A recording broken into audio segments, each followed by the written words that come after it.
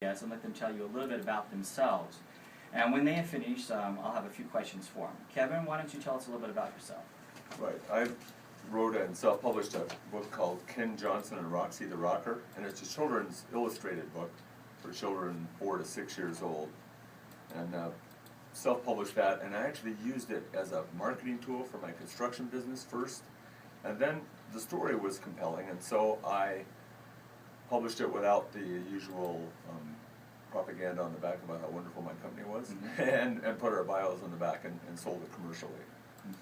And then I've also been published in numerous magazines. I'm a motorcycle enthusiast, and we'll probably get to that. The Honda Red Rider magazine, Racer X magazine, Cycle News, and then last month I was a feature article in American Motorcyclist magazine. I had the cover and a 6-page feature story with pictures. And you just finished a writers' conference as well, where you were a host? Right, the Las Vegas Writers Conference. Yeah, I emceed a bunch of it, so that was really... To write his first novel. Yeah, I didn't allude to that in our biography period, but I've written 5 novels, and they're 5 manuscripts.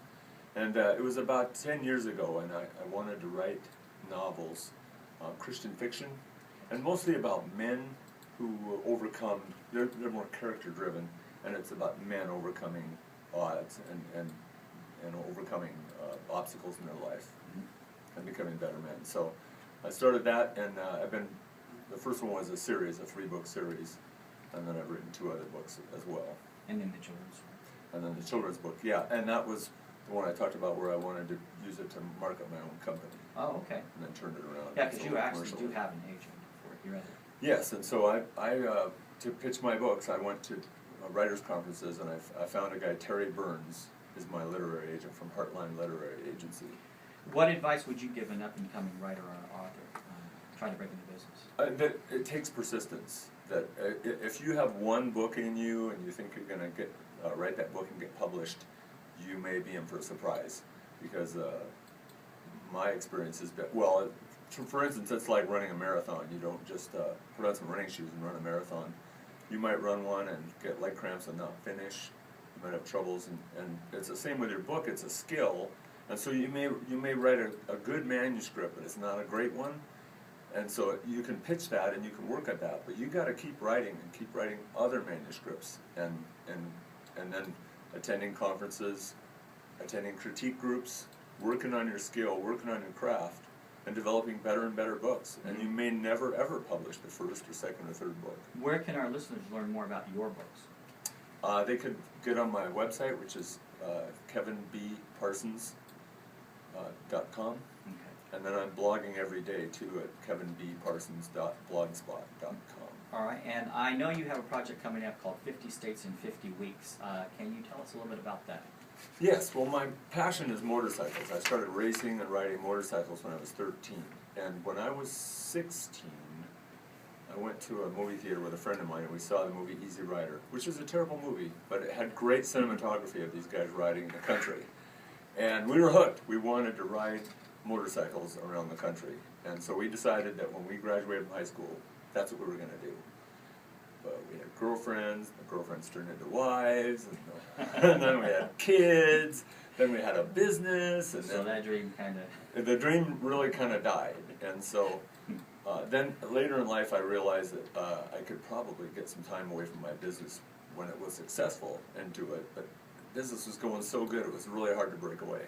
And then in 2009, our business here in Las Vegas, we were in residential construction business, so that business evaporated. Oh yeah, absolutely. And then about 2 years ago, my wife said, why don't let's go now. The kids are grown, the business is gone, and we did some good financial investments and smart work with our money, and so we're okay, and so let's do it now. And so this coming Sunday is when we're going to start on our 50 Where can people learn more about 50 States in 50 Weeks? They can go to 50statesin50weeks.com, and that's 50statesin50weeks.com.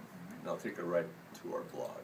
Great. That's true. I know an author who wrote a book about abortion, and no one wants to read it. And so it's supposed to be this profound book, and I'm sure it is, and it could be a great book, but no one's going to buy it. And then when you pitch it to a publisher or an agent, they say, they sound cold-hearted and callous, but they're in the business of selling books. Right. Yeah. So you do have to find a market that's willing to buy your book, and then a lot of people will write too few or too many words, and they have limitations on, they have parameters of how many words a book should be written. So if you have this book that's 120,000 words and it's great, and you just can't take any words out of it, and they want 80, you're out of luck. Well, Fiction Writers Conference, I think it was the third one I went to in St. Louis, and I went there and pitched my book. It was my first novel, Silent Night, Holy War, and it's about a church that's attacked by terrorists on Christmas Eve, during a Christmas Eve candlelight service, and how the pastor and the church struggle to rebuild their lives and rebuild the church from the attack. And so I had practiced pitches with my Henderson Writers Group, and I pitched it to other people and got no, and went to Terry Burns with a Heartline Agency, and he's a true cowboy. I mean, he wears a cowboy hat, and he lives in Texas, and he writes westerns himself too. And pitched the book, and he said, you know, this sounds good, and send me 50 pages. So great. So I sent him 50 pages. He liked it, and then I sent him the manuscript, and he liked it. So that was a couple years ago, and this isn't one of those happily ever after stories. No. I still am not published as far as novels. You know, I've published anthologies, I've published articles, but I haven't made that leap into an agent represents me, finds a publisher, and gets a novel published. Mm-hmm.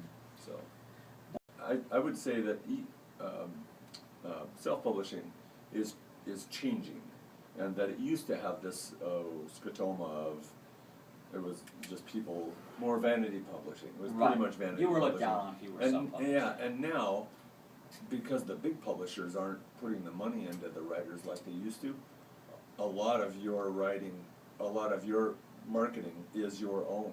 You still have to go out and push your book. So the advantage of a big publisher isn't like it used to be.